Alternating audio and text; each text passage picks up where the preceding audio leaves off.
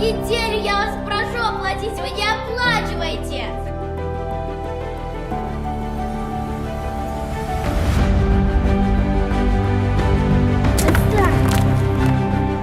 Дурацкая профессия. Вот тебе письмо.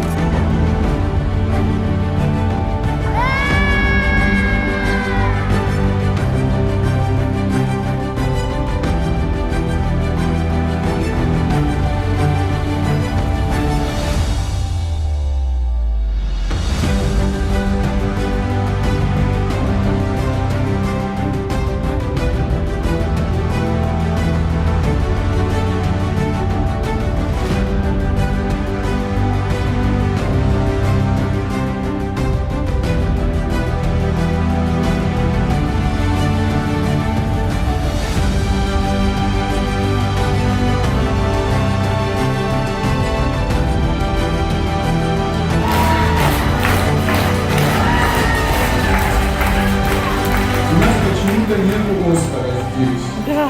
И почему нет этой статуэтки, Тамарикова? Сейчас надо бы ее передать. Будем считать, что статуэтка в скором времени будет, и мы ее вам передаем. Знаете, что такое Оскар? Награда за лучший фильм в мире. Ура вам! Поаплодируем!